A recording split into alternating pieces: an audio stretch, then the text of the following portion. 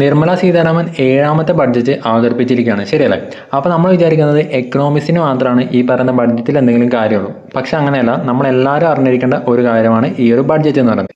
അപ്പോൾ എല്ലാവർക്കും മറ്റൊരു വീഡിയോയിലേക്ക് സ്വാഗതം. നമ്മൾ ഇന്ന് ഡിസ്കസ് ചെയ്യുന്നത് 2024 ജൂലൈ 23 ധനകാര്യമന്ത്രി നിർമ്മല സീതാരാമൻ അവതരിപ്പിച്ച ബഡ്ജറ്റിൽ നമ്മൾ അറിയേണ്ട കാര്യങ്ങളാണ്. ഓക്കെ, അപ്പോൾ നമുക്ക് വീഡിയോയിലേക്ക് കടക്കാം. അടുത്ത വർഷം എങ്ങനെയാണ് മുന്നോട്ട് പോകുന്നത്, ഇന്ത്യ എങ്ങനെയാണ് മുന്നോട്ട് പോകുന്നത് എന്ന് തീരുമാനിക്കുന്ന കേന്ദ്ര ബഡ്ജറ്റ് ഇന്ന് അവതരിപ്പിക്കപ്പെട്ടിരിക്കുകയാണ്. അപ്പോൾ നിങ്ങളിപ്പോൾ കാണുന്നത് ഇന്ത്യയുടെ ബഡ്ജറ്റ് ഡോക്യുമെൻ്റ് ആണ്, ജൂലൈ 23, 2024. ഓക്കെ, ധനകാര്യമന്ത്രിയായിട്ടുള്ള നിർമ്മല സീതാരാമനാണ് ഈ ഒരു ബഡ്ജറ്റ് അവതരിപ്പിച്ചിട്ടുള്ളത്. ഇതിലെ മെയിൻ ഫീച്ചേഴ്സ് പറയുന്നതിന് മുന്നേ നമുക്ക് ഒരു മലയാളി എന്ന നിലയിൽ നമുക്ക് അറിയാനൊരു ആഗ്രഹം ഉണ്ടാകും, എവിടെയെങ്കിലും ഇതിൽ കേരളത്തിൻ്റെ പേര് പറഞ്ഞിട്ടുണ്ടോ എന്ന്, ശരിയല്ലേ? അപ്പോൾ നമുക്ക് ആദ്യം അതൊന്ന് സെർച്ച് ചെയ്യാം. നമുക്ക് ജസ്റ്റ് ഒന്ന് സെർച്ച് ചെയ്ത് നോക്കാം കേരളം എവിടെയെങ്കിലും ഉണ്ടോ. അപ്പോൾ നമുക്ക് ജസ്റ്റ് ഒന്ന് കേരളം ടൈപ്പ് ചെയ്ത് നോക്കാം. ഓക്കെ, കേരളം ഞാൻ ടൈപ്പ് ചെയ്ത് ജസ്റ്റ് എൻ്റർ അടിക്കുകയാണ്. അപ്പോൾ നമുക്ക് കാണാം no matches were found. Okay, അപ്പോൾ ഈ ഒരു ബഡ്ജറ്റ് ഡോക്യുമെൻറ്റിൽ എവിടെയും തന്നെ കേരള എന്നൊരു പേരില്ല. ഓക്കെ, അപ്പോൾ നമ്മളെ സംബന്ധിച്ച് അത് അത്ര ഫേവർ ആയിട്ടുള്ളൊരു കാര്യമല്ല. അപ്പോൾ കേരളത്തിനെ കുറിച്ചൊരു പേര് മെൻഷൻ പോലും ഈ ഒരു ബഡ്ജറ്റിലില്ല. ഓക്കെ, അപ്പോൾ നമുക്ക് എന്താണ് ഈ പറയുന്ന ബഡ്ജറ്റിൽ പിന്നെ മെൻഷൻ ചെയ്തിരിക്കുന്നത്, അപ്പോൾ എന്തൊക്കെയാണ് ഇന്ന് അവതരിപ്പിക്കപ്പെട്ട ബഡ്ജറ്റിൽ നമ്മൾ അറിയേണ്ട കാര്യങ്ങൾ, അതാണ് നമ്മളിന്ന് സമ്മറൈസ് ചെയ്ത് നോക്കുന്നത്. നമ്മളിന്ന് നോക്കുന്ന ഈ ഒരു ഡോക്യുമെന്റ് തയ്യാറാക്കിയിരിക്കുന്നത് ഗവൺമെൻറ് ഓഫ് ഇന്ത്യ തന്നെയാണ്. ഓക്കെ, അപ്പോൾ അതിൽ കീ ഫീച്ചേഴ്സ് ഓഫ് ബഡ്ജറ്റ് 2024-25 അങ്ങനെ പറഞ്ഞ് പ്രസിദ്ധീകരിച്ച ആ ഒരു ഡോക്യുമെൻ്റ് ആണ് നമ്മളിന്ന് നോക്കുന്നത്. ഓക്കെ, ഒഫീഷ്യലായിട്ട് ഗവൺമെൻറ് ഓഫ് ഇന്ത്യ അപ്ലോഡ് ചെയ്ത കീ ഫീച്ചേഴ്സ് ഓഫ് ബഡ്ജറ്റ് 2024-2025 ആ ഒരു ഡോക്യുമെൻ്റ് ആണ് നമ്മളിന്ന് നോക്കുന്നത്. അപ്പോൾ നമുക്ക് എന്തൊക്കെയാണ് ഇതിൻ്റെ മെയിൻ ഫീച്ചേഴ്സ് എന്ന് നോക്കാം.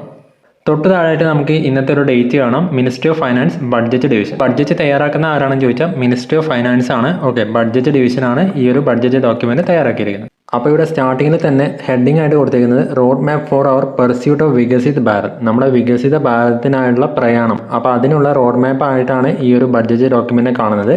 അപ്പോൾ അതിൽ ഒന്നാമതായിട്ട് കൊടുത്തിരിക്കുന്നത് ഫോക്കസ് ഓൺ 4 മേജർ കാസ്റ്റ് ഏതൊക്കെയാണ്, വികസിത ഭാരതത്തിലെ 4 കാസ്റ്റ് എന്ന് പറയുന്നത് ഏതൊക്കെയാണെന്നാണ് പറയുന്നത്. അതിൽ കാസ്റ്റ് എന്ന് പറയുന്നത് നമ്മൾ ഉദ്ദേശിക്കുന്ന കാസ്റ്റ് അല്ല. ഓക്കെ, അപ്പോൾ ഇതിൽ കാസ്റ്റ് എന്ന് പറഞ്ഞാൽ ഡിനോട്ട് ചെയ്തേക്കുന്നത് 4 വിഭാഗങ്ങളെയാണ്. ഓക്കെ, അതിൽ ഒന്നാമത്തെയാണ് പൂർ, അതായത് ഗരീബ്. ഓക്കെ, അതായത് ദാരിദ്ര്യമുള്ളവരെയാണ് ഒന്നാമതായിട്ട് ഡിനോട്ട് ചെയ്യുന്നത്. ദാരിദ്ര്യം അനുഭവിക്കുന്നവരുടെ ഉന്നമനം നമ്മുടെ വികസിത ഭാരതം ഉണ്ടാകാൻ ഭയങ്കര ഇമ്പോർട്ടൻ്റ് ആണ്, ശരിയല്ലേ? അപ്പോൾ അതാണ് ഇവിടെ പറയുന്നത്. പിന്നെ രണ്ടാമതായിട്ട് കൊടുത്തിരിക്കുന്നത് വുമൺ ആണ്. ഓക്കെ, അപ്പോൾ വുമൺ എന്ന് പറയുന്നതും നാരീശക്തി എന്ന് പറയുന്നതും ഭയങ്കര ഇമ്പോർട്ടൻ്റ് ആണ്. വനിതകൾക്കും പ്രാധാന്യം നൽകേണ്ടത് ഇമ്പോർട്ടൻ്റ് ആണ്. അതുകൊണ്ടാണ് ഒരു കാസ്റ്റായിട്ട് ഈ ഒരു വുമണിനെ ഇൻക്ലൂഡ് ചെയ്തേക്കുന്നത്.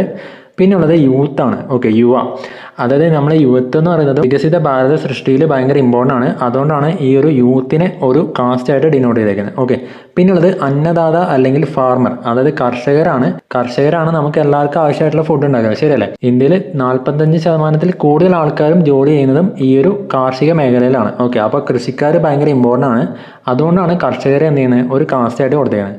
ഈ ഒരു 4 കാസ്റ്റ്, അതായത് ഈ ഒരു 4 വിഭാഗങ്ങളിലുള്ളവരുടെ ഉന്നമനം ഇന്ത്യ ഒരു വികസിത രാജ്യമാകാൻ ഭയങ്കര ഇമ്പോർട്ടൻ്റ് ആണെന്നാണ് പറയുന്നത്. നമ്മളൊരു എയിമായിട്ട് വെച്ചേക്കുന്നത് 2047 നമ്മളൊരു വികസിത രാഷ്ട്രമാകണം എന്നാണ്. ഓക്കെ, അപ്പോൾ അത് ഈ ഒരു 4 വിഭാഗങ്ങളുടെയും ഉന്നമനം ഭയങ്കര ഇമ്പോർട്ടൻ്റ് ആണ്. അതാണ് ഇവിടെ എടുത്ത് കാണിക്കുന്നത്. ഓക്കെ, അതുകൊണ്ടാണ് ഇവിടെ നമ്മൾ ഈ ഒരു 4 മേജർ കാസ്റ്റ്, ഈ ഒരു 4 വിഭാഗങ്ങൾ കൂടുതലായിട്ടും ഫോക്കസ് ചെയ്യുന്നത്. ഓക്കെ, പിന്നെ നമുക്ക് ബഡ്ജറ്റിൻ്റെ തീം നോക്കാം. അതായത് ഇന്ന് അവതരിപ്പിക്കപ്പെട്ട ബഡ്ജറ്റിന് 4 തീമാണ് മെയിനായിട്ടുള്ളത്. അതിൽ ഒന്നാമത്തേന്ന് പറയുന്നത് എംപ്ലോയ്മെൻ്റ് ആണ്. ഓക്കെ, നമുക്ക് എല്ലാവർക്കും അറിയാം എംപ്ലോയ്മെൻ്റ് ഇല്ലാത്തതാണ് ഇന്ന് ഇന്ത്യയിലെ ഏറ്റവും വലിയൊരു പ്രശ്നം. ഉന്നത വിദ്യാഭ്യാസം ഉള്ളവർക്ക് പോലും അക്കോമഡേറ്റ് ചെയ്യാൻ പറ്റുന്ന എംപ്ലോയ്മെൻറ്റ് ഓപ്പർച്യൂണിറ്റീസ് ഇന്ത്യയിൽ ഇല്ല എന്നത് ഒരു പ്രശ്നമായിട്ട് നിലനിൽക്കുകയാണ്, ശരിയല്ലേ? അപ്പോൾ ബഡ്ജറ്റ് ഒന്നാമതായിട്ട് ഒരു തീമായിട്ട് പറഞ്ഞിരിക്കുന്നത് എംപ്ലോയ്മെൻറ്റിനെയാണ്. എങ്ങനെ എംപ്ലോയ്മെൻറ്റ് ഉണ്ടാക്കാം എന്നൊക്കെ ആയിരിക്കാം പറയാൻ ഉദ്ദേശിക്കുന്നത്, നമുക്ക് നോക്കാം. ഓക്കെ, പിന്നുള്ളത് സ്കില്ലിംഗ് ആണ്. ഓക്കെ, സ്കില്ലിങ്ങും എംപ്ലോയ്മെൻറ്റ് ഡിഫറൻസ് ഉണ്ട്, ശരിയല്ലേ?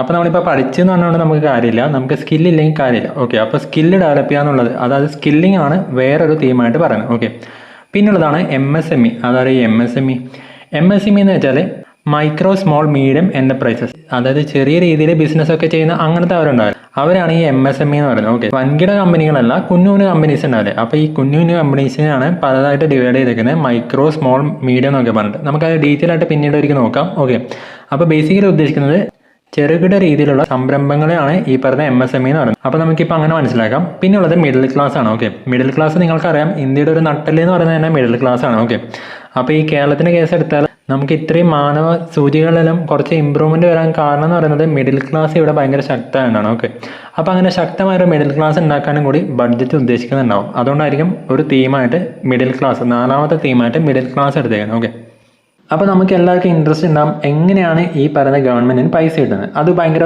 ഇമ്പോർട്ടൻ്റ് ആയിട്ടുള്ള ക്വസ്റ്റൻ ആണ്, ശരിയല്ലേ? എങ്ങനെയാണ് ഈ പൈസ ഗവൺമെൻറ് കിട്ടുന്നത്? അപ്പോൾ ഗവൺമെൻറ്റിൻ്റെ മാക്സിമം വരവ് എന്ന് പറയുന്നത് ബോറോയിങ് ആൻഡ് അതർ ലയബിലിറ്റീസ് ആണ്. ഓക്കെ, അപ്പോൾ നമ്മൾ എന്ത് ചെയ്യുന്നു? നമുക്ക് ആവശ്യമുള്ള പൈസ നമുക്ക് എത്തുന്നില്ല, നമ്മൾ എന്ത് ചെയ്യും? കടമെടുക്കും. അപ്പോൾ അങ്ങനെ കടമെടുക്കുന്ന പൈസയാണ് 27%. അതായത് ഈ ഒരു ബഡ്ജറ്റിൽ പറയുന്ന കാര്യങ്ങൾക്കൊക്കെ പൈസ ഉണ്ടല്ലോ, അത് നീക്കി വെക്കണമല്ലോ. അപ്പോൾ നമ്മൾ ചിലപ്പോൾ കടമെടുക്കേണ്ടതായിട്ട് വരും. അപ്പോൾ ഈ ഗവൺമെൻറ്റിലേക്ക് വരുന്ന പൈസയിൽ മാക്സിമം എമൗണ്ട് 27% വരുന്നത് ഈ ഒരു കടമെടുക്കുന്ന കാര്യങ്ങളാണ്. പിന്നെയുള്ളത് നമ്മുടെ ഇൻകം ടാക്സ് ആണ്. അതായത് നമ്മൾ തൊഴിലെടുക്കുന്നവർ എന്ത് ചെയ്യുന്നു? ടാക്സ് അടക്കേണ്ടത്, ശരിയല്ലേ? അതായത് നമ്മൾ വരുമാനത്തിന് അടക്കുന്ന നികുതിയില്ലേ, അപ്പോൾ അതിൻ്റെ അകത്താണ് 19% പൈസ ആർക്ക് കിട്ടുന്നത്? ഈ ഒരു ഗവൺമെൻറ്റിലേക്ക് കിട്ടുന്നത്. ഓക്കെ, പിന്നെ വരുന്നത് GST ആൻഡ് അതർ ടാക്സസ് ആണ്. അത് ഇൻഡയറക്റ്റ് ടാക്സ് ആണ്. അപ്പോൾ ഈ ഇൻകം ടാക്സ് എന്ന് പറയുന്നത് ഡയറക്റ്റ് ടാക്സ് ആണ്. ആർക്കാണോ വരുമാനമുള്ള അവരല്ലേ ടാക്സ് കൊടുക്കുന്നത്. പക്ഷേ ഈ GST എന്ന് പറയുന്നത് ഇൻഡയറക്റ്റ് ടാക്സ് ആണ്. ഓക്കെ, നമ്മൾ ഡയറക്റ്റ് ആയിട്ടല്ല കൊടുക്കുന്നത്, നമ്മൾ ഡയറക്റ്റ് ഗവൺമെൻറ്റിലേക്കല്ല കൊടുക്കുന്നത്. നമ്മൾ കടക്കാരനാണ് പൈസ എടുക്കുന്നത്, കടക്കാരനാണ് അത് കളക്ട് ചെയ്ത് ഗവൺമെൻറ്റിലേക്ക് കൊടുക്കുന്നത്. ഓക്കെ, അപ്പോൾ ഈ GST ആണ് 18% ഇൻകം ഗവൺമെൻറ്റിലേക്ക് എത്തിക്കുന്നത്. പിന്നെയുള്ള 17% കോർപ്പറേഷൻ ടാക്സ് ആണ്. കോർപ്പറേഷൻ ടാക്സ് എന്ന് പറഞ്ഞാൽ ഉദ്ദേശിക്കുന്നത് അതായത് കോർപ്പറേറ്റ്സ് ഉണ്ടാവില്ലേ, അതായത് ഈ വാൾമാർട്ട്, പിന്നെ ഈ ഫേസ്ബുക്ക്, പിന്നെ ഈ ജിയോ, അതല്ലേ. അപ്പോൾ അവരടക്കുന്ന ടാക്സ് ആണ് 17%. അവരാണ് കേന്ദ്രത്തിന് കിട്ടുന്ന പൈസയുടെ 17% കോൺട്രിബ്യൂട്ട് ചെയ്യുന്നത്. ഓക്കെ, പിന്നെ വരുന്നത് നോൺ ടാക്സ് റെസീറ്റ് ആണ്. ടാക്സ് അല്ലാതെ ഉള്ള ബാക്കിയുള്ള വരുമാനങ്ങളാണ് 9% വരുന്നത്. പിന്നെ വരുന്നത് യൂണിയൻ എക്സൈസ് ഡ്യൂട്ടി ആണ്. പിന്നെ വരുന്നത് കസ്റ്റം ഡ്യൂട്ടി ആണ്. പിന്നെ വരുന്നത് നോൺ ഡെപ്റ്റ് ക്യാപിറ്റൽ റെസീറ്റ് ആണ്. ഓക്കെ, അപ്പോൾ ഈ കാര്യങ്ങൾ എന്താ നമുക്ക് സെപ്പറേറ്റ് ഒരു വീഡിയോയിൽ ഡിസ്കസ് ചെയ്യാം. ഓക്കെ, ഇത് കുറച്ചുകൂടി ടെക്നിക്കൽ ആയിട്ടുള്ള കാര്യമാണ്, നമ്മളിന്ന് ജനറൽ ആയിട്ടുള്ള കാര്യങ്ങളാണ് പറഞ്ഞു പോകുന്നത്. ഇനി നമുക്ക് വരുന്ന പൈസ എങ്ങോട്ടൊക്കെയാണ് പോകുന്നത് നോക്കാം. അതായത് ഗവൺമെൻറ് എന്തിനൊക്കെ വേണ്ടിയിട്ടാണ് ഈ പറയുന്ന പൈസ യൂസ് ചെയ്യുന്നത് നോക്കാം. ഓക്കെ, അപ്പോൾ ഈ കേന്ദ്ര സർക്കാരിന് കിട്ടുന്ന പൈസയിൽ 21% യൂസ് ചെയ്യുന്നത് state share of tax and duty. അതായത് നമ്മൾ സംസ്ഥാനങ്ങൾക്ക് എന്ത് ചെയ്യും? ഈ ഒരു പൈസയിൽ നിന്ന് ഒരു ഭാഗം കൊടുക്കും, ശരിയല്ലേ? ആ ഒരു സ്റ്റേറ്റ് ഷെയറിന് വേണ്ടിയിട്ടാണ് 21% യൂസ് ചെയ്യുന്നത്. പിന്നെ 19% യൂസ് ചെയ്യുന്നത് ഇൻട്രസ്റ്റ് പേയ്മെൻറ്റിനാണ്. ഇതേത് ഇൻട്രസ്റ്റ്? അതായത് പലിശ അടക്കാൻ. ആരുടെ പലിശ? അതായത് ഗവൺമെൻറ് നേരത്തെ ബോറോയിങ്ങിന് വേണ്ടിയിട്ട് കുറേ പൈസ കടമെടുത്തില്ലേ, ആ കടമെടുത്ത പൈസക്കൊക്കെ പലിശ ഉണ്ടാവും. ആ പലിശ അടക്കാനാണ് ഈ 19% പൈസയും യൂസ് ചെയ്യുന്നത്. ഓക്കെ, പിന്നെ 16% യൂസ് ചെയ്യുന്നത് സെൻട്രൽ സെക്ടർ സ്കീമിനായിട്ടാണ്. അന്ന് ഈ സെൻട്രൽ സെക്ടർ സ്കീം എന്ന് പറഞ്ഞാൽ സെൻട്രൽ സെക്ടർ സ്കീം എന്ന് പറഞ്ഞാൽ ഉദ്ദേശിക്കുന്നത് സെൻട്രൽ ഗവൺമെൻറ് തന്നെ ഫുൾ പൈസ എടുത്ത് നടത്തുന്ന സ്കീം ഉണ്ടാവില്ലേ, അപ്പോൾ അങ്ങനെയുള്ള പ്രോഗ്രാംസിനാണ് നമ്മൾ എന്താ പറയുന്നത്? സെൻട്രൽ സെക്ടർ സ്കീം എന്ന് പറയുന്നത്. അതിനാണ് 16% പൈസയും യൂസ് ചെയ്യുന്നത്. ഓക്കെ, അതിൽ ഡിഫൻസിന് ചിലവാകുന്ന പൈസയും സബ്സിഡിയും കൂട്ടിയിട്ടില്ല എന്നാണ് പറയുന്നത്. ഓക്കെ, അപ്പോൾ അത് വെച്ചാണ് ബാക്കി ഈ ഒരു 16% എന്ന് പറയുന്നത്. പിന്നെയുള്ളത് finance commission and other transfer. അതായത് ഫൈനാൻസ് കമ്മീഷൻ ചിലപ്പോൾ ചിലർക്ക് സ്പെഷ്യൽ ഗ്രാൻഡ് കൊടുക്കണം അങ്ങനെയെല്ലാം പറയും. ഫൈനാൻസ് കമ്മീഷൻ നിർദ്ദേശിക്കുന്നതിനനുസരിച്ചുള്ള ചിലവാണ് ഈ പറയുന്ന 9% എന്ന് പറയുന്നത്. ഓക്കെ, പിന്നെ അതുപോലെ 9% എവിടെയും കൂടെ ഉണ്ട് അതർ എക്സ്പെൻഡിച്ചർ ആയിട്ട് വരുന്നുണ്ട്. ഇതൊന്നും അല്ലാത്ത എക്സ്പെൻഡിച്ചർ ഉണ്ടാവില്ല. പിന്നെ ഒരു 8% വരുന്നത് ഡിഫൻസിന് വേണ്ടിയിട്ടാണ്. അതുപോലെ 8% സെൻട്രലി സ്പോൺസേർഡ് സ്കീമിനും വേണം. ഓക്കെ, അതെന്താ ഈ സെൻട്രലി സ്പോൺസേർഡ് സ്കീം എന്ന് വെച്ചാൽ എന്താണ്? അതായത് ചില സ്കീം സെൻട്രൽ ഗവൺമെൻറ് കുറച്ച് പൈസ എടുക്കും, പിന്നെ സ്റ്റേറ്റ് ഗവൺമെൻറ് കുറച്ച് പൈസ എടുക്കും. ഓക്കെ, അങ്ങനെയൊക്കെ ഉണ്ടാവും. അപ്പോൾ അങ്ങനെയുള്ള പദ്ധതിയാണ് സെൻട്രലി സ്പോൺസേർഡ് എന്ന് പറയുന്നത്. അപ്പോൾ ഇതിൻ്റെ ഡിഫറൻസ് മനസ്സിലായോ? ഇതും തമ്മിലുള്ള ഡിഫറൻസ് മനസ്സിലാവും. സെൻട്രൽ സെക്ടറാണ് ഫുൾ പൈസയും സെൻട്രൽ എടുക്കും.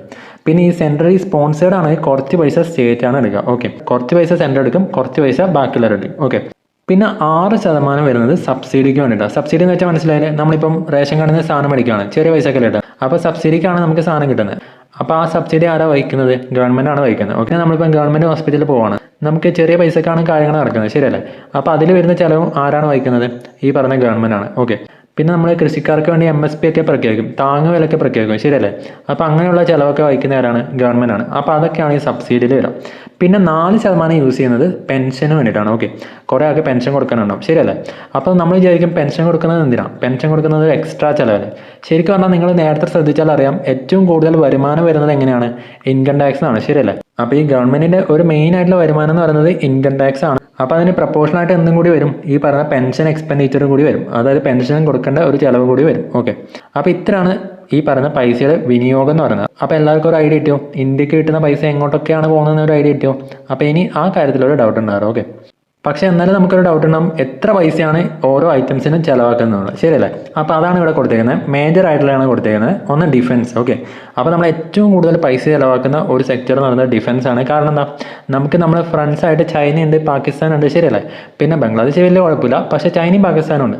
അപ്പോൾ നമുക്ക് അതിനനുസരിച്ച് എക്സ്പെൻഡിച്ചർ കൂടുതലായിരിക്കും, ചിലവ് കൂടുതലായിരിക്കും. ഓക്കെ, അപ്പോൾ നമ്മൾ എന്ത് ചെയ്യണം? നമ്മൾ വെൽ പ്രിപ്പയർഡ് ആയിരിക്കണം. അപ്പോൾ അതിന് വേണ്ടിയിട്ട് ഡിഫൻസിന് വേണ്ടിയിട്ടാണ് ഏറ്റവും കൂടുതൽ പൈസ ചിലവാക്കുന്നത്. നോക്കി, 4,54,773 കോടിയാണ് ചിലവാക്കുന്നത്. ഓക്കെ, അപ്പോൾ അത്രയും പൈസ ഡിഫൻസിന് വേണ്ടിയിട്ടാണ് മാറ്റി വെച്ചേക്കുന്നത്. പിന്നുള്ളത് റൂറൽ ഡെവലപ്മെൻ്റ് ആണ്, അതായത് നമ്മുടെ ഗ്രാമീണ വികസനമല്ലേ, അപ്പോൾ അതിന് വേണ്ടിയിട്ട് 2,65,808 കോടിയാണ് മാറ്റി വെച്ചേക്കുന്നത്. പിന്നുള്ളത് അഗ്രികൾച്ചർ ആൻഡ് അലൈഡ് സെക്ടർ, നമ്മളെ കൃഷിക്കും കാര്യങ്ങൾക്കും വേണ്ടിയിട്ട് 1,51,851 കോടി. പിന്നെ ഹോം അഫയേഴ്സ്, നമ്മുടെ ആഭ്യന്തര വകുപ്പിന് വേണ്ടിയിട്ട്, അമിത്ഷായുടെ വകുപ്പല്ലേ ആഭ്യന്തരം, അപ്പോൾ അതിന് വേണ്ടിയിട്ട് നമ്മൾ നീക്കി വെച്ചേക്കുന്നത് 1,50,983 ആണ്. പിന്നെ വിദ്യാഭ്യാസത്തിന് വേണ്ടിയിട്ട് നീക്കി വെച്ചേക്കുന്നത് 1,25,638 ആണ്. അപ്പോൾ നമ്മൾ ശ്രദ്ധിക്കേണ്ട കാര്യം, വിദ്യാഭ്യാസത്തിനേക്കാളും നമ്മൾ ഇമ്പോർട്ടൻസ് കൊടുക്കുന്നത് എന്തിനാണ്, ഈ പറഞ്ഞ പോലീസിനും ഡിഫൻസിനും ഒക്കെയാണ്. അപ്പോൾ അത് നമ്മളൊന്ന് ചിന്തിക്കേണ്ട കാര്യമാണ്. ഓക്കെ, അപ്പോൾ നമ്മൾ വികസിച്ച് വരുമ്പോൾ എന്ത് ചെയ്യണം, ഈ പറഞ്ഞ എഡ്യൂക്കേഷന് നീക്കി വെക്കുന്ന തുക കുറച്ചുകൂടി കൂട്ടിക്കൊണ്ടുവരണം, ശരിയല്ലേ. പിന്നെ പറയുന്നത് IT ടെലികോം ആണ്, അതിന് വേണ്ടിയിട്ട് 1,16,342 അത്രയും കോടി രൂപയാണ് നീക്കി വെച്ചേക്കുന്നത്. പിന്നെ നമ്മൾ ആരോഗ്യത്തിന് വേണ്ടിയിട്ട് 89,257 കോടി രൂപ മാറ്റി വെച്ചിട്ടുണ്ട്. പിന്നെ എനർജി സെക്ടറിന് വേണ്ടിയിട്ട് 68,769 കോടി. പിന്നെ സോഷ്യൽ വെൽഫെയർ സ്കീമിന് വേണ്ടിയിട്ട് 56,501 കോടി രൂപ മാറ്റി വെച്ചിട്ടുണ്ട്. പിന്നെ കൊമേഴ്സ് ആൻഡ് ഇൻഡസ്ട്രിക്ക് വേണ്ടിയിട്ട് 47,559 കോടി രൂപ മാറ്റി വെച്ചിട്ടുണ്ട്. അപ്പോൾ നമ്മൾ ഭാവിയിലുള്ള ബഡ്ജറ്റിലെങ്കിലും ഈ പറയുന്ന ഡിഫൻസിനും പോലീസിനും ഒക്കെ ചിലവാക്കുന്ന പൈസ പോലെ തന്നെ എഡ്യൂക്കേഷനും ഹെൽത്തിനും കുറച്ചുകൂടി നീക്കി വെക്കാൻ സാധിക്കുന്നതായിരിക്കും ബെറ്റർ, ശരിയല്ലേ. അങ്ങനെയാണെങ്കിൽ മാത്രമേ നമുക്ക് ആവശ്യമായിട്ടുള്ള ആരോഗ്യം എല്ലാവർക്കും ഉണ്ടാവും, പിന്നെ നമുക്ക് ആവശ്യമായിട്ടുള്ള എഡ്യൂക്കേഷനും സ്കില്ലൊക്കെ പ്രൊവൈഡ് ചെയ്യാൻ പറ്റും, ശരിയല്ലേ. അപ്പോൾ ഇത്രയാണ് ഈ ഒരു മേജർ ആയിട്ടുള്ള എക്സ്പെൻഡിച്ചർ ചിലവായിട്ട് വരുന്നത്. ഗവൺമെൻറ്റിൻ്റെ ചിലവിൻ്റെ ഒരു ഡിസ്ട്രിബ്യൂഷനാണ് നമ്മളിപ്പോൾ ഡിസ്കസ് ചെയ്തത്. അതെല്ലാവർക്കും ഒരു ഐഡിയ കിട്ടിയെന്ന് വിചാരിക്കുന്നു. ഇനി നമുക്ക് മേജർ ആയിട്ടുള്ള സ്കീംസിന് എത്ര പൈസയ്ക്കാണ് മാറ്റി വെച്ചേക്കുന്നത് അതൊന്ന് കമ്പയർ ചെയ്യാം. ഓക്കെ, അപ്പോൾ ഒന്ന് മൻരേഗ, അതായത് നമ്മുടെ ദേശീയ തൊഴിലുറപ്പ് പദ്ധതി. അപ്പോൾ അതിന് കഴിഞ്ഞ വർഷം നീക്കി വെച്ചത് 60,000 കോടിയാണ്, അത് 86,000 കോടിയായിട്ട് ഉയർത്തിയിട്ടുണ്ട്. ഓക്കെ, പിന്നെ റിസർച്ച് ആൻഡ് ഡെവലപ്മെൻറ്റിന് വേണ്ടിയിട്ട് കഴിഞ്ഞ സാമ്പത്തിക വർഷം നീക്കി വെച്ചത് 840 കോടിയായിരുന്നു, അത് 1,200 കോടിയായിട്ട് കൂടിയിട്ടുണ്ട്. ഓക്കെ, അപ്പോൾ നമ്മൾ റിസർച്ചിന് കുറച്ചുകൂടി ഇമ്പോർട്ടൻസ് കൊടുക്കുന്നതാണ് മനസ്സിലാക്കേണ്ടത്. പിന്നുള്ളത് ന്യൂക്ലിയർ പവർ പ്രോജക്റ്റ്. കഴിഞ്ഞ വർഷം നമ്മൾ 442 കോടിയാണ് നീക്കി വെച്ചതെങ്കിൽ ഇപ്രാവശ്യം നമ്മളത് കൂട്ടിക്കൂട്ടി 2,228 കോടി മാറ്റി വെച്ചിട്ടുണ്ട്. ഓക്കെ, പിന്നെ പറയുന്നത് PLI ഫോർ ഫാർമസ്യൂട്ടിക്കൽ ഇൻഡസ്ട്രിയാണ്. അതെന്താ ഈ PLI എന്ന് വെച്ചാൽ പ്രൊഡക്ഷൻ ലിങ്ക്ഡ് ഇൻസെൻറ്റീവ് സ്കീം. അതായത് നമ്മൾ ഒരു വർഷത്തെ അപേക്ഷിച്ച് അടുത്ത വർഷത്തിൽ നമ്മൾ കുറച്ചുകൂടി പ്രൊഡക്ഷൻ ഇമ്പ്രൂവ് ചെയ്യുകയാണെങ്കിൽ അതൊക്കെ വെച്ചിട്ട് നമുക്ക് എന്ത് ചെയ്യും, ഗവൺമെൻറ് ഒരു പൈസ തരും. ഓക്കെ, അപ്പോൾ അതിനാണ് ഈ പ്രൊഡക്ഷൻ ലിങ്ക്ഡ് ഇൻസെൻറ്റീവ്, പ്രൊഡക്ഷനെ ലിങ്ക് ചെയ്തിട്ടുള്ള കുറച്ച് ഇൻസെൻറ്റീവ്സ് കിട്ടും. ഓക്കെ, ആ ഒരു സ്കീം ഫാർമസ്യൂട്ടിക്കൽ സെക്ടറിലുള്ളതാണ് പറയുന്നത്. അപ്പോൾ അതിന് വേണ്ടിയിട്ട് 1,200 കോടിയാണ് മാറ്റി വെച്ചത്, അതിപ്പോൾ 2,143 കോടിയായിട്ട് വർദ്ധിപ്പിച്ചിട്ടുണ്ട്. ഓക്കെ, പിന്നുള്ളത് development of semi conductor and display manufacturing. നമ്മൾ നേരത്തെ പറഞ്ഞില്ലേ, സെമി കണ്ടക്ടർ ഭയങ്കര ഇമ്പോർട്ടൻ്റ് ആണ്, എല്ലാ ഇലക്ട്രിക് എക്യുപ്മെൻറ്റ്സിലും വരുന്നതാണ്. അപ്പോൾ നമ്മൾ സെമി കണ്ടക്ടറിൻ്റെ ഒരു ഹബ്ബ് ആകാനാണ് ഉദ്ദേശിക്കുന്നത്. ഓക്കെ, അപ്പോൾ അതിന് വേണ്ടിയിട്ട് 3,000 കോടിയായിരുന്നു കഴിഞ്ഞ വർഷം നമ്മൾ നീക്കി വെച്ചത്, അത് 6,903 കോടിയായിട്ട് കൂട്ടിയിട്ടുണ്ട്. ഓക്കെ, പിന്നുള്ളത് സോളാർ പവറും ഇമ്പോർട്ടൻ്റ് ആണ്. അപ്പോൾ അത് പണ്ട് 4,970 കോടിയാണെങ്കിൽ അത് 10,000 കോടിയായിട്ട് നമ്മൾ ഈ പ്രാവശ്യം കൂട്ടിയിട്ടുണ്ട്. അതിനർത്ഥം എന്താണ്, നമ്മൾ സോളാർ പവറും കുറച്ചുകൂടി പ്രൊമോട്ട് ചെയ്യുന്നതാണ്. ഓക്കെ, അപ്പോൾ സോളാർ പാനൽ കുറച്ചുകൂടി പ്രൊമോട്ട് ചെയ്യാണ്. അപ്പോൾ എന്ത് ചെയ്യുന്നു, അപ്പോൾ അതിന് കുറേ ഇൻസെൻറ്റീവും കാര്യങ്ങളെല്ലാം കൊടുക്കുന്നുണ്ട്, ശരിയല്ലേ. അപ്പോൾ അതിന് വേണ്ടിയിട്ടാണ് കുറച്ചുകൂടി പൈസ നീക്കി വെച്ചിരിക്കുന്നത്. ഓക്കെ, അപ്പോൾ അത് ഇരട്ടിയിലധികം ആക്കിയിട്ടുണ്ട്. 4,970 കോടിയായിരുന്നു, അത് 10,000 കോടിയായിട്ടാണ് കൂട്ടിയിരിക്കുന്നത്. ഓക്കെ, പിന്നുള്ളത് ഡയറക്റ്റ് ബെനിഫിറ്റ് ട്രാൻസ്ഫർ LPG. നമുക്ക് ഗ്യാസ് മേടിക്കുമ്പോൾ ഒരു പൈസ ബാങ്കിൽ വരാറില്ലേ, അപ്പോൾ ആ പൈസയാണ് പറയുന്നത്. അപ്പോൾ ആ പൈസ 150 കോടി ഉള്ളത് 1,500 കോടിയായിട്ട് കൂട്ടിയിട്ടുണ്ടെന്നാണ് പറയുന്നത്. പിന്നുള്ളത് line of credit under IDEX scheme, അതായത് Indian development and economic assistance. Bangladesh പോലുള്ള ഡെവലപ്പിംഗ് രാജ്യങ്ങളുണ്ടാവില്ലേ, അവർ ഇന്ത്യയിൽ നിന്നൊക്കെ സാധനങ്ങൾ ഇറക്കുമതി ചെയ്യുമ്പോൾ അവർക്ക് എന്ത് ചെയ്യും, കുറച്ച് പൈസ നമ്മൾ ലൈൻ ഓഫ് ക്രെഡിറ്റ് ആയിട്ട് കൊടുക്കും. ഓക്കെ, അത് പിന്നെ തിരിച്ചടച്ചാൽ അത് 1,300 കോടി ഉള്ളത് 3,849 കോടിയായിട്ട് കൂട്ടിയിട്ടുണ്ടെന്നാണ് പറയുന്നത്. ഓക്കെ, അപ്പോൾ ഇത്രയാണ് മേജർ ആയിട്ടുള്ള സ്കീംസിനുള്ള പൈസയുടെ നീക്കിയിരുന്നു. അപ്പോൾ അതെല്ലാവർക്കും ഒരു ഐഡിയ കിട്ടിയെന്ന് വിചാരിക്കുന്നു. ഇനി നമുക്ക് ഗവൺമെൻറ്റിൻ്റെ വരുമാനം കൂടിയോ കുറഞ്ഞോ അതൊക്കെ നോക്കാം. ഓക്കെ, അപ്പോൾ 2022-23 മുതൽ 24-25 വരെയുള്ള കാര്യങ്ങളാണ് പറഞ്ഞിരിക്കുന്നത്. അപ്പോൾ ആദ്യമായിട്ട് കൊടുത്തിരിക്കുന്നത് റവന്യൂ റെസീറ്റ് ആണ്. ഓക്കെ, റവന്യൂ റെസീറ്റ് എന്ന് വെച്ചാൽ ഗവൺമെൻറ് ഒരു ബാധ്യതയാണ്, അത് തിരിച്ചു കൊടുക്കേണ്ടതായിട്ട് വരും. ഓക്കെ, അപ്പോൾ അങ്ങനെയുള്ള വരുമാനം കൂടി വരുന്നതായിട്ട് കാണാം. ഓക്കെ, ഒരു വരുമാനം ഇപ്പോൾ കിട്ടുന്നുണ്ട്, പക്ഷേ അത് ഭാവിയിൽ തിരിച്ചു കൊടുക്കേണ്ട രീതിയിലുള്ള വരുമാനമാണ്. ഓക്കെ, പിന്നുള്ളത് ക്യാപിറ്റൽ റെസീറ്റ് ആണ്. ഇത് തിരിച്ചു കൊടുക്കേണ്ട കാര്യമില്ല, ഗവൺമെൻറ്റിന് തന്നെ വെക്കാവുന്ന പൈസയാണ്. അപ്പോൾ അത് എന്ന് പറയുന്നത് കൂടി പിന്നെ എന്ത് ചെയ്തു, കുറഞ്ഞു. ഓക്കെ, അപ്പോൾ അത് കുറഞ്ഞു വന്ന് വരികയാണ്. അപ്പോൾ നിലവിൽ ഈ ഒരു ഗവൺമെൻറ്റിന് ബാധ്യതയുള്ള പൈസ കൂടി വരികയാണ്. ഓക്കെ, ബാധ്യത കുറഞ്ഞ പൈസ കുറഞ്ഞു വരികയാണ്. ഓക്കെ, ഇനി നമുക്ക് ഗവൺമെൻറ്റിൻ്റെ ചിലവ് നോക്കാം. ഓക്കെ, അപ്പോൾ അതിൽ ഒന്നാമതായിട്ട് പറഞ്ഞിരിക്കുന്നത് റവന്യൂ എക്സ്പെൻഡിച്ചർ എന്ന് വെച്ചാൽ നമ്മൾ സാധാരണ പെൻഷൻ കൊടുക്കുക, സാലറി കൊടുക്കുക, പിന്നെ സബ്സിഡി കൊടുക്കുക, ഇങ്ങനെ നമ്മൾ ഡേ ടു ഡേ കാര്യങ്ങൾക്കെല്ലാം യൂസ് ചെയ്യുന്ന പൈസ, അതാണ് ഈ പറയുന്ന റവന്യൂ എക്സ്പെൻഡിച്ചർ. ഓക്കെ, അപ്പോൾ അത് കൂടി വരികയാണ്. അപ്പോൾ അത് 2024-25 ഭയങ്കരമായിട്ട് കൂടുതലായിട്ട് കാണും. പിന്നുള്ളത് എഫക്റ്റീവ് ക്യാപിറ്റൽ എക്സ്പെൻഡിച്ചർ, അതായത് ഇപ്പം ഗവൺമെൻറ് കൊടുക്കുന്ന പൈസയിൽ ചിലപ്പോൾ എന്ത് ചെയ്യും, സ്കൂൾ ഉണ്ടാക്കാനും പിന്നെ നല്ല കാര്യങ്ങൾക്കെല്ലാം യൂസ് ചെയ്യണം, ബിൽഡിങ്, പാലം ഉണ്ടാക്കാനും പിന്നെ റോഡ് ഉണ്ടാക്കാനെല്ലാം യൂസ് ചെയ്യും. അങ്ങനെയുള്ളതാണ് ക്യാപിറ്റൽ എക്സ്പെൻഡിച്ചർ എന്ന് പറയുന്നത്. അപ്പോൾ അതെന്ത് ചെയ്യുന്നു, അത് കൂടി കുറഞ്ഞു കൂടി. ഓക്കെ, അപ്പോൾ ഇപ്പം കൂടിയിട്ടുണ്ടെന്നാണ് പറയുന്നത്. അപ്പോൾ അത് ആക്ച്വലി നല്ലതാണ്. അപ്പോൾ ഈ സ്കൂളും ഇൻഫ്രാസ്ട്രക്ചറെല്ലാം ഉണ്ടാക്കുകയാണെങ്കിൽ എന്താ, അത് ഭാവിയിൽ ഗുണം ചെയ്യും, ശരിയല്ലേ? അപ്പോൾ അത് ആക്ച്വലി നല്ലൊരു കാര്യമാണ്. അപ്പോൾ നിങ്ങൾക്ക് ഗവൺമെൻറ്റിൻ്റെ വരുമാനത്തെക്കുറിച്ചും ചെലവിനെക്കുറിച്ചൊക്കെ ഏതാണ്ട് ഒരു ഐഡിയ കിട്ടിയെന്ന് വിചാരിക്കുന്നു. ഇനി നമുക്ക് പുതിയ ബഡ്ജറ്റിലെ ടാക്സ് പ്രപ്പോസൽ നോക്കാം. ഓക്കെ, എന്തൊക്കെ കാര്യങ്ങളാണ് ടാക്സിൽ മാറ്റം വന്നിരിക്കുന്നത്? സിംപ്ലിഫിക്കേഷൻ ഓഫ് ടാക്സ് എന്നാണ് ഇവിടെ കൊടുത്തിരിക്കുന്നത്. അപ്പോൾ review of the income tax act 1961, 1961 ആ ഒരു ആക്ട് കുറച്ച് മോഡിഫൈ ചെയ്യുന്നുണ്ടെന്നാണ് പറയുന്നത്. Simplification of the charities and TDS. അതെന്താ ഈ TDS എന്ന് വെച്ചാൽ? TDS എന്ന് വെച്ചാൽ ബേസിക്കലി ഉദ്ദേശിക്കുന്നത് ടാക്സ് ഡിഡക്റ്റഡ് അറ്റ് സോഴ്സ്. അതായത് നമ്മൾ ശമ്പളം മേടിക്കുമ്പോഴേ, അപ്പോൾ നമ്മൾ ഫോർമൽ സെക്ടറിൽ വർക്ക് ചെയ്യുമ്പോൾ ശമ്പളം മേടിക്കുമ്പോൾ ശമ്പളം ഫുള്ളായിട്ട് കിട്ടില്ല. അപ്പോൾ കുറച്ച് പൈസ എന്ത് ചെയ്യും, TDS ആയിട്ട് പിടിക്കും. ചിലപ്പോൾ 10% TDS പിടിച്ചു എന്ന് പറഞ്ഞാൽ എന്താ മീനിങ് എന്താ? 10% ആണെങ്കിൽ നിങ്ങൾക്ക് 100 രൂപയാണ് വരുമാനം എന്നിരിക്കട്ടെ. അപ്പോൾ അതിൽ 10 രൂപ ഗവൺമെൻറ് പിടിക്കും. ഓക്കെ, അപ്പോൾ അത് കഴിച്ച് ബാക്കി 90 രൂപ നിങ്ങൾക്ക് കിട്ടും. പിന്നെ ഈ 10 രൂപ കിട്ടണം എന്ത് ചെയ്യണം?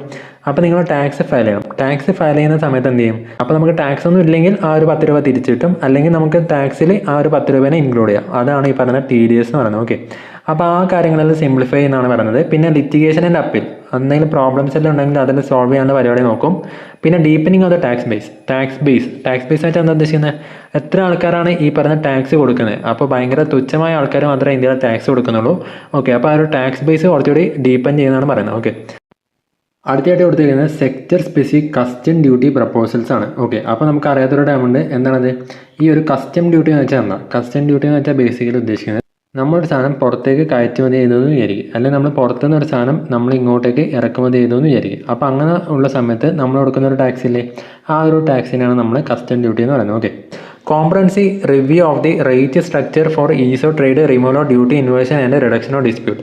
അപ്പോൾ നമ്മളെ വ്യാപാരം കുറച്ചുകൂടി എളുപ്പമാക്കാൻ വേണ്ടിയിട്ട്, പിന്നെ ഈ ഡിസ്പ്യൂട്ട് കാര്യങ്ങൾ പരമാവധി ഒഴിവാക്കാൻ വേണ്ടിയിട്ട് ഉള്ള കാര്യങ്ങൾ ചെയ്യുന്നതാണ് പറയുന്നത്. അപ്പോൾ എന്തൊക്കെയാണ് ചെയ്യാൻ ഉദ്ദേശിക്കുന്നത് നോക്കാം. ഓക്കെ, അതിൽ ഒന്നാമതായിട്ട് കൊടുത്തിരിക്കുന്നത് fully exempt 3 more cancer medication from the custom duty. അതായത് നമ്മൾ സാധാരണയായിട്ട് ക്യാൻസർ എടുക്കുന്ന മരുന്നിന് പൈസ കൂടുതലാണ്, ശരിയല്ലേ?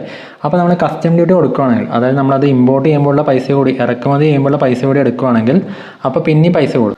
അതുകൊണ്ട് തന്നെ ഈ ഒരു ഇറക്കുമതി തീരുവ 3 ക്യാൻസർ ഡ്രഗിന് ഒഴിവാക്കി ഫുള്ളി എക്സംപ്റ്റ് ചെയ്തു എന്നാണ് പറയുന്നത്. ഓക്കെ, അപ്പോൾ അഫോർഡബിൾ ആയിട്ട് മെഡിസിൻ കിട്ടും. അതാണ് അതിൻ്റെ ഒരു ബെനിഫിറ്റ് ആയിട്ട് വരുന്നത്. പിന്നെ നമുക്ക് അടുത്ത് നോക്കാം. Reduce BCD to 15% on mobile phone, mobile PCBA and charger. അപ്പോൾ ഈ മൊബൈലിൻ്റെ കസ്റ്റം ഡ്യൂട്ടി കുറച്ചെന്നാണ് പറയുന്നത്. ബേസിക് കസ്റ്റം ഡ്യൂട്ടി ആണ് ഈ പറയുന്ന BCD എന്ന് പറയുന്നത്. പിന്നെ ഈ PCBA എന്ന് പറയുന്നത് ബേസിക്കലി ഈ ഒരു മൊബൈലിൻ്റെ സർക്യൂട്ടുമായിട്ട് റിലേറ്റഡ് ആയിട്ടുള്ള ഒരു കാര്യമാണ്. Okay, printed circuit board assembly. Detail നമുക്ക് ആവശ്യമില്ല, ജസ്റ്റ് നിങ്ങൾ ഇത്ര മനസ്സിലാക്കിയാൽ മതി. അതായത് മൊബൈൽ ഫോണിൻ്റെ പൈസ കുറയാൻ ചാൻസ് ഉണ്ട്. ഓക്കെ, അപ്പോൾ അത് മൊബൈൽ ഇൻഡസ്ട്രിക്ക് ബെനിഫിഷ്യൽ ആയിരിക്കും, അതുപോലെ നമുക്ക് ബെനിഫിഷ്യൽ ആയിരിക്കും. ഓക്കെ, പിന്നെ ഉള്ളത് reduce custom duty on the gold and silver to 6% and platinum to 6.4%. അതായത് ഈ സ്വർണ്ണത്തിൻ്റെ ഒക്കെ തീരുവ കുറച്ചു എന്നാണ് പറയുന്നത്. പിന്നെ ഈ പ്ലാറ്റിനത്തിന് കുറച്ചിട്ടുണ്ട്. അതെന്തിനാണ് കേട്ടോ? ഡൊമസ്റ്റിക് വാല്യുവേഷൻ ഇംപ്രൂവ് ചെയ്യാൻ ഉണ്ടാവും. ഓക്കെ, അപ്പോൾ ഈ ഡൊമസ്റ്റിക് വാല്യുവേഷൻ എന്ന് വെച്ചാൽ എന്താണ്? ഈ സ്വർണ്ണമൊക്കെ ഇറക്കുമതി ചെയ്തിട്ട് പിന്നെ നമ്മൾ എന്ത് ചെയ്യുന്നു, അതിൽ കുറച്ച് ഡൊമസ്റ്റിക് അഡിഷൻ കാര്യങ്ങൾ വരുത്തുന്നു. അതായത് ഇവിടുന്ന് കുറച്ച് കാര്യങ്ങൾ അതിൽ ചെയ്യുന്നു, കുറച്ച് നല്ല ഡിസൈൻസും കാര്യങ്ങളെല്ലാം ഉണ്ടാക്കുന്നു. എന്നിട്ട് എന്ത് ചെയ്യാം, കുറച്ചൊരു പൈസയൊക്കെ നമുക്ക് കാഴ്ചയേക്കോ അല്ലെങ്കിൽ ഇവിടെ വെക്കുകയെല്ലാം ചെയ്യാം, ശരിയല്ലേ? അപ്പോൾ അതിനാണ് ഈ ഡൊമസ്റ്റിക് വാല്യുവേഷൻ എന്ന് പറയുന്നത്. അത് കുറച്ചുകൂടി ഇമ്പ്രൂവ് ചെയ്യാൻ ഇത് ഹെൽപ്പ് ചെയ്യുമെന്നാണ് പറയുന്നത്. പിന്നെ okay, reduce BCD on shrimp and fish feed to 5%. അതായത് ചെമ്മീൻ്റെയും ഈ പറയുന്ന ഫിഷ് ഫീഡ്, മത്സ്യത്തിന് കൊടുക്കുന്ന ഫുഡില്ലേ ഫിഷ് ഫീഡ്, അപ്പോൾ അതിൻ്റെ ഒക്കെ തീരുവ കുറച്ചു എന്നാണ് പറയുന്നത്. അപ്പോൾ അതിൻ്റെ കുറച്ച് എന്താണ്? Enhance competitiveness in marine export. അപ്പോൾ ഈ മറൈൻ എക്സ്പോർട്ടിൽ അതിൻ്റെ ഒരു ബെനിഫിറ്റ് കിട്ടുന്നതാണ് പറയുന്നത്. അതെങ്ങനെയാണ്? അതായത് നമ്മൾ ചെമ്മീൻ കയറ്റുമതി ചെയ്യാമെന്ന് വിചാരിക്കും. ഓക്കെ, അപ്പോൾ അങ്ങനെയാണെങ്കിൽ ഇപ്പോൾ കേരളത്തിൽ നിന്ന് നമ്മൾ ചെമ്മീൻ കയറ്റുമതി ചെയ്യുന്നുണ്ട് US-ലേക്കൊക്കെ, ശരിയല്ലേ? അപ്പോൾ നമ്മളങ്ങനെ കയറ്റുമതി ചെയ്യുമ്പോൾ ഈ പറയുന്ന കസ്റ്റം ഡ്യൂട്ടി കൊടുക്കണം. ഓക്കെ, അപ്പോൾ ആ കസ്റ്റം ഡ്യൂട്ടി ഒഴിവാക്കുകയാണെങ്കിൽ എന്താ, നമുക്ക് ചെറിയ പൈസക്ക് എന്ത് ചെയ്യാം, കയറ്റുമതി ചെയ്യാം. അപ്പോൾ നമ്മൾ ഈ കയറ്റുമതി ചെയ്യാനുള്ള ചിലവ് കുറവല്ലേ? അപ്പോൾ അങ്ങനെയാണ് എന്താ, നമുക്ക് ഗ്ലോബൽ മാർക്കറ്റിൽ പിടിച്ചു നിൽക്കാൻ പറ്റും, ശരിയല്ലേ? നമുക്ക് ചിലവ് കുറവാണ്, അപ്പോൾ നമുക്ക് വരവ് കറക്റ്റായിട്ട് കിട്ടുവാണെങ്കിൽ എന്താ, ലാഭത്തിൽ വരില്ലേ, ശരിയല്ലേ? അപ്പോൾ അതാണ് പറയുന്നത് എൻഹാൻസ് കോമ്പറ്റീറ്റീവ്നെസ് ഇൻ മറൈൻ എക്സ്പോർട്ടിനെ ഹെൽപ്പ് ചെയ്യുന്നതാണ് പറയുന്നത്. ഓക്കെ, തീരുവ കുറക്കുമ്പം അത് ഇൻ്റർനാഷണൽ മാർക്കറ്റിലേക്ക് എത്തിക്കാനുള്ള ഒരു ചിലവില്ലേ, അപ്പോൾ അത് കുറയും. അപ്പോൾ അത് കുറയുമ്പോൾ എന്ത് ചെയ്യും, അത് കുറയുമ്പം ഈ ഒരു വ്യാപാരികൾക്ക് അതിൻ്റെ ഒരു ലാഭം കിട്ടാനുള്ള ചാൻസ് ഉണ്ട്, ശരിയല്ലേ? പിന്നെ പറയുന്നത് except more capital good for manufacturing of solar cell and panel. അപ്പോൾ ഈ നമ്മൾ സോളാർ സപ്ലൈനെ ഭയങ്കരമായിട്ട് പ്രൊമോട്ട് ചെയ്യുന്നുണ്ട്. ഓക്കെ, അപ്പോൾ അതിൻ്റെ ഭാഗമായിട്ട് കുറേ കാര്യങ്ങൾ ഇങ്ങോട്ട് ഇറക്കുമതി ചെയ്യേണ്ടി വരും. ഓക്കെ, അപ്പോൾ അങ്ങനെ ഇറക്കുമതി ചെയ്യുമ്പോൾ എന്ത് ചെയ്യുന്നു, കുറേ തീരുവ ഉണ്ടെങ്കിൽ അപ്പോൾ അത്രയും ചിലവ് കൂടും. അപ്പോൾ ആ ചിലവ് കുറക്കാൻ വേണ്ടിയിട്ട് കുറേ തീരുവകളൊക്കെ എടുത്ത് കളഞ്ഞിട്ടുണ്ടെന്നാണ് പറയുന്നത്. സപ്പോർട്ട് എനർജി ട്രാൻസിഷൻ, അതെന്തിനു വേണ്ടിയിട്ടാണ്? സോളാർ ട്രാൻസിഷന് ഹെൽപ്പ് ചെയ്യണം. അത് ഞാൻ ഒന്നുകൂടി പറയാം. അതായത് നമ്മൾ സോളാർ പാനൽ ഉണ്ടാക്കാമെന്ന് വിചാരിക്കും. അപ്പോൾ അതിനിപ്പോൾ സെമി കണ്ടക്ടർ എന്തെങ്കിലും വേണമെന്ന് വിചാരിക്കും. അപ്പോൾ അത് ഇപ്പോൾ ഇറക്കുമതി ചെയ്യുന്ന അമേരിക്ക എന്നാണ് വിചാരിക്കും. അപ്പോൾ ഒരുപാട് തീരുവ ഉണ്ടെങ്കിൽ, ഒരുപാട് ഡ്യൂട്ടി നമ്മൾ അതിന് കൊടുക്കണമെങ്കിൽ, അപ്പോൾ അത് നമ്മൾ ഇറക്കുമതി ചെയ്യുമ്പോൾ വലിയൊരു പൈസയാവും, ശരിയല്ലേ? അപ്പോൾ അതിന് ആ ഒരു തീരുവ ഒഴിവാക്കുകയാണെങ്കിൽ എന്താ, അത്രയും പൈസ കുറച്ച് പോരെ, നമുക്ക് അത്രയും പൈസ ലാഭമല്ലേ? അപ്പോൾ എന്ത് ചെയ്യും, കുറേ ആൾക്കാർ ആൾക്കാർ ഇങ്ങനത്തെ കാര്യങ്ങളെല്ലാം യൂസ് ചെയ്യാൻ തുടങ്ങും. ശരിയല്ലേ? അപ്പോൾ അതാണ് പറയുന്നത്. ഓക്കെ. പിന്നെ പറയുന്നത് fully except custom duties on 25 critical mineral boost strategic sector. അതായത് നമ്മൾ സെമി കണ്ടക്ടേഴ്സും കാര്യങ്ങളെല്ലാം ഉണ്ടാക്കാൻ വേണ്ടിയിട്ട് ഈ സെമി കണ്ടക്ടർ മനസ്സിലാവും. നമ്മൾ ഈ ഇലക്ട്രോണിക് ഉപകരണങ്ങളിലൊക്കെ ഉള്ള ഒരു സംഭവമാണ് സെമി കണ്ടക്ടർ. ഓക്കെ. അതായത് ഭയങ്കരമായിട്ട് കണ്ടക്ട് ചെയ്യത്തില്ല, പക്ഷേ ഇൻസുലേറ്റർ അല്ല, അങ്ങനത്തെ ഉള്ള മെറ്റീരിയൽസ് ആണ്. ഓക്കെ. അപ്പോൾ ഇത് ഉണ്ടാക്കാൻ ആവശ്യമായിട്ടുള്ള മിനറൽസ് എന്ന് പറയുന്നത് എല്ലാവരുടെയൊന്നും ഇല്ല. അങ്ങനെയുള്ള മിനറൽസാണ് ഈ പറയുന്ന ക്രിട്ടിക്കൽ മിനറൽസ് ആയിട്ട് വരുന്നത്. ഓക്കെ. അപ്പോൾ അത് ഭയങ്കര ഇമ്പോർട്ടൻ്റ് ആണ്. നമുക്ക് എന്ത് ഇലക്ട്രോണിക് ഉപകരണം ഉണ്ടാക്കണമെങ്കിൽ മിക്കവാറും ഇതൊക്കെ വേണ്ടി വരും. ഓക്കെ. അപ്പോൾ അങ്ങനെയുള്ളവ ഇറക്കുമതി ചെയ്യാനുള്ള ചിലവ് കുറക്കാൻ വേണ്ടിയിട്ട് അതിനുള്ള തീരുവ കുറച്ചേക്കുവാണ്. ഓക്കെ. അപ്പോൾ അങ്ങനെ കുറക്കുവാണെങ്കിൽ നമുക്ക് ചെറിയ പൈസയ്ക്ക് ഇതെല്ലാം ഇറക്കുമതി ചെയ്യാം. എന്നിട്ട് എന്ത് ചെയ്യാം, ഇവിടെ നിന്ന് എന്തെങ്കിലും സാധനങ്ങളൊക്കെ ഉണ്ടാക്കാം, മൊബൈലൊക്കെ ഉണ്ടാക്കാം. ശരിയല്ലേ? അപ്പോൾ അതാണ് പറയുന്നത്. ഓക്കെ. ഇനി നമുക്ക് പുതിയ ടാക്സ് പ്രപ്പോസൽ എന്തൊക്കെയാണെന്ന് നോക്കാം. Direct tax proposal. അതെന്താ ഈ ഡയറക്റ്റ് ടാക്സ് എന്ന് വെച്ചാൽ ടാക്സ് ആരാണ് കൊടുക്കേണ്ടത് അയാൾ നേരിട്ട് അടക്കുകയാണെങ്കിൽ നമ്മൾ പറയുന്ന പേരാണ് ഡയറക്റ്റ് ടാക്സ്. ഓക്കെ. അപ്പോൾ ഒരു എക്സാമ്പിൾ എന്താ, ഇൻകം ടാക്സ് ഇല്ലേ, നമ്മൾ ജോലി ചെയ്യുമ്പോൾ പൈസ കിട്ടുമ്പം നമ്മൾ അടക്കുന്ന ടാക്സ് ഇല്ലേ, ഇൻകം ടാക്സ്.